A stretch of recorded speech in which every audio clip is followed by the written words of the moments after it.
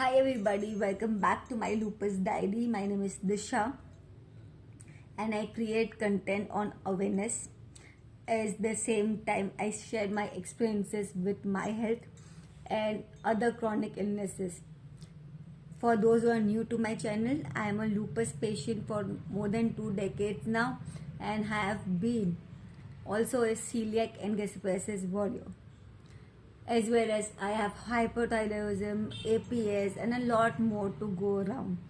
But today we are going to talk about chronic anemia. Yes, something that landed me into ICU very recently.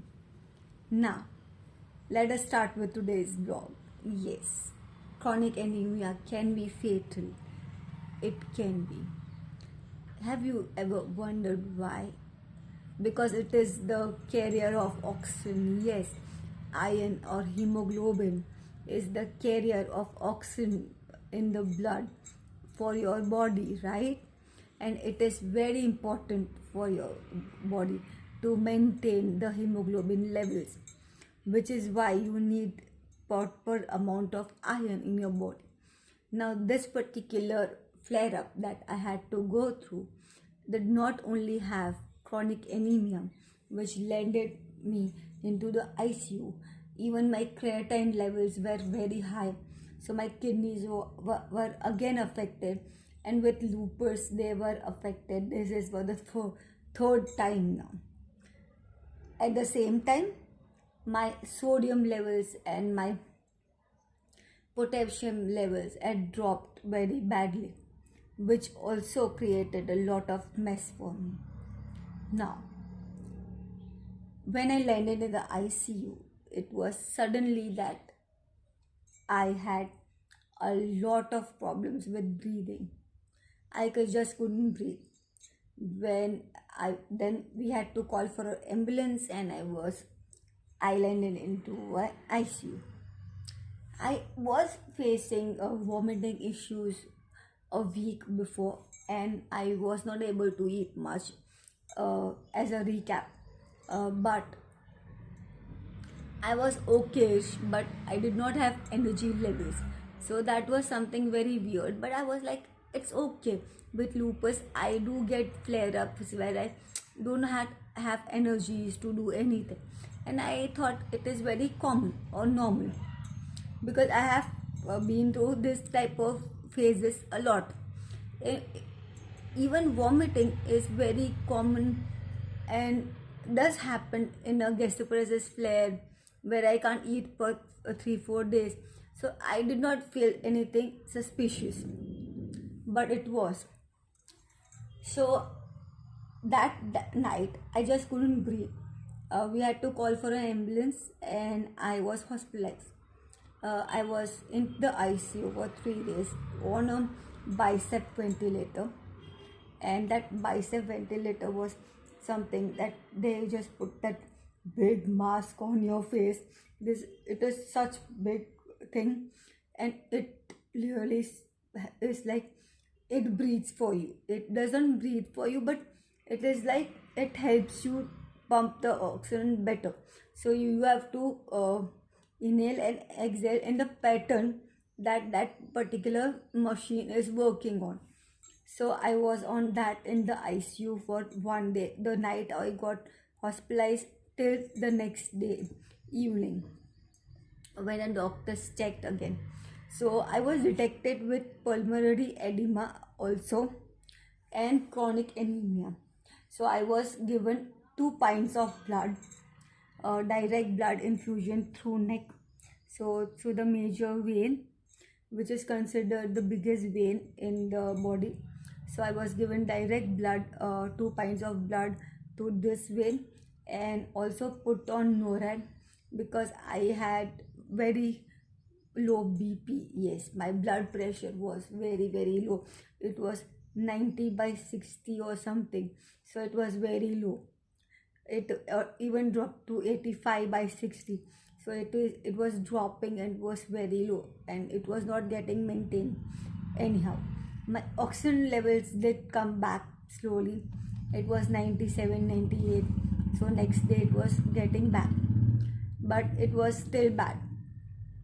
So 3 days in the ICU, my BP was 95, 100, 65 something, and it was staying that. So I was shifted for observation in another room after the blood infusion and the medicines and everything. Even my heart was affected at that given point of time. And then suddenly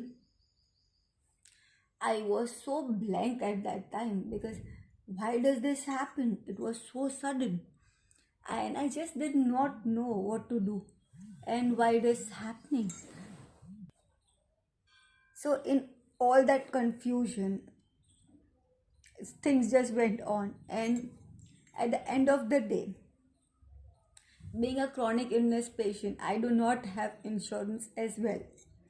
So I had to pay the whole bill myself, and it was very bad, because being chronic illness patients, you do not get many claim or insurance that easily, because your illnesses are not covered, and lupus being my main illness, it gets into everything, right?